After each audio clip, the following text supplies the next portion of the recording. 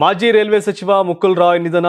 ಕೋಲ್ಕತ್ತಾದ ಖಾಸಗಿ ಆಸ್ಪತ್ರೆಯಲ್ಲಿ ಕೊನೆಯುಸಿರು. ಟಿಎಂಸಿಯ ಸ್ಥಾಪಕ ಸದಸ್ಯರಲ್ಲಿ ಒಬ್ಬರಾಗಿದ್ದಂತ ಮುಕುಲ್ ರಾಯ್ ಮಾಜಿ ರೈಲ್ವೆ ಸಚಿವ ಮತ್ತು ಪಶ್ಚಿಮ ಬಂಗಾಳದ ಆಡಳಿತಾರೂಢ ತೃಣಮೂಲ ಕಾಂಗ್ರೆಸ್ನ ಪ್ರಮುಖ ನಾಯಕರಾಗಿದ್ದ ಮುಕುಲ್ ರಾಯ್ ನಿಧನರಾಗಿದ್ದಾರೆ.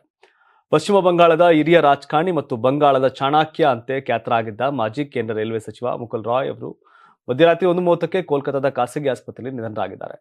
ಸುಮಾರು 73 ವರ್ಷ ವಯಸ್ಸಿನರಾಗಿದ್ದ ಅವರು ಟಿಎಂಸಿಯ ಸ್ಥಾಪಕ ಸದಸ್ಯರಲ್ಲಿ ಒಬ್ಬರಾಗಿದ್ದರು.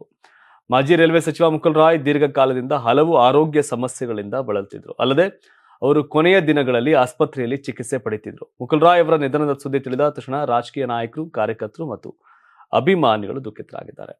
ಮುಕುಲ್ ರಾಯ್ ಅವರು ಮಮತಾ ಬ್ಯಾನರ್ಜಿ ಅವರ ಆಪ್ತ ಸಹಾಯಕರಾಗಿ ರಾಜಕೀಯ ಜೀವನವನ್ನು ಆರಂಭಿಸಿದರು. ಅಖಿಲ ಭಾರತ ತೃಣಮೂಲ ಕಾಂಗ್ರೆಸ್ ಪಕ್ಷದಲ್ಲಿ 2ನೇ ಸ್ಥಾನದಲ್ಲಿದ್ದ ಅವರು ಪಕ್ಷದ ತಂತ್ರಜ್ಞರಾಗಿ ಪ್ರಮುಖ ಪಾತ್ರವನ್ನು ವಹಿಸಿದ್ರು.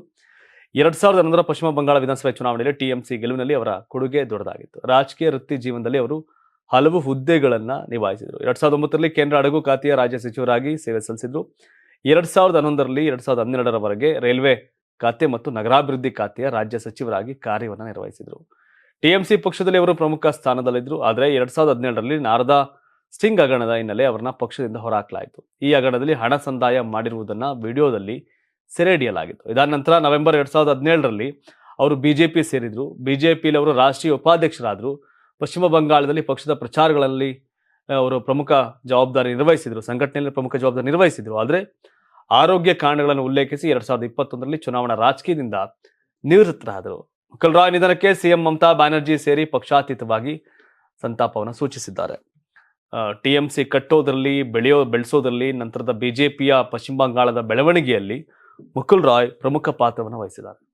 ಬಟ್ ದೊಡ್ಡ ಬಿಜೆಪಿ ಸೇರಿದ ಮೇಲೆ ದೊಡ್ಡ ಅವಕಾಶಗಳನ್ನ ಪಡೆಯೋದ್ರಲ್ಲಿ ಅವರು ವಿಫಲರಾದರು ಅನ್ನೋದು ಹೊರತುಪಡಿಸಿದರೆ ಮುಕುಲ್ ರಾಯ್ ಪಶ್ಚಿಮ ಬಂಗಾಳದಲ್ಲಿ ಒಂದು ರೀತಿಯ ಗ್ರೇಟ್ ಲೀಡರ್ ಅಂತ ಹೇಳ್ಬೋದು. Karnataka TV leader awards 2025 best MLA nomination Bengaluru ವಿಭಾಗ ಎಸ್ಆರ್ ವಿಶ್ವನಾಥ್ ಯಲಹಂಕ ಕ್ಷೇತ್ರ, ಪ್ರಿಯಾ ಕೃಷ್ಣ ಗೋವಿಂದರಾಜನಗರ ಕ್ಷೇತ್ರ, ಎಚ್ಸಿ ಬಾಲಕೃಷ್ಣ ಮಾಗಡಿ ಕ್ಷೇತ್ರ, ಸತೀಶ್ ರೆಡ್ಡಿ ಬೊಮ್ಮನಹಳ್ಳಿ ಕ್ಷೇತ್ರ, ಉದಯ್ ಬಿ ಗರುಡಾಚಾರ್ ಚಿಕ್ಕಪೇಟೆ ಕ್ಷೇತ್ರ, ಎಸ್ ರಘು ಸಿವಿರಾಮನ್ ನಗರ ಕ್ಷೇತ್ರ, ರಿಜ್ವಾನ್ ಅರ್ಷದ್ ಶಿವಾಜಿನಗರ ಕ್ಷೇತ್ರ, ಎನ್ಎ ಆರಿಸ್ ಶಾಂತಿನಗರ ಕ್ಷೇತ್ರ, ಶರತ್ ಬಚ್ಚೇಗೌಡ ಹೊಸಕೋಟೆ ಕ್ಷೇತ್ರ, ಧೀರಜ್ ಮುನಿರಾಜು ದೊಡ್ಡಬಳ್ಳಾಪುರ ಕ್ಷೇತ್ರ, ಎನ್ ಶ್ರೀನಿವಾಸಯ್ಯ ನೆಲಮಂಗಲ ಕ್ಷೇತ್ರ, ಎಂ ಕೃಷ್ಣಪ್ಪ ಬೆಂಗಳೂರು ದಕ್ಷಿಣ ಕ್ಷೇತ್ರ.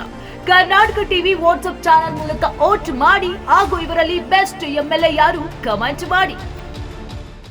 ನೀವು ಸಣ್ಣ ಆಗ್ಬೇಕಲ್ವಾ? ಅದು ಒಂದು ಉತ್ತಮ ಆಹಾರದಿಂದ ಸಣ್ಣ ಆಗ್ಬೇಕಲ್ವಾ? ಪ್ರತಿದಿನ ನಮ್ಮ ಜೀನಿ ಸ್ಲಿಮ್ ನ ಯೂಸ್ ಮಾಡಿ ಯಾವುದೇ ಸೈಡ್ ಎಫೆಕ್ಟ್ ಇಲ್ದಂಗೆ ನೀವು ಸಣ್ಣ ಆಗ್ತೀರಾ.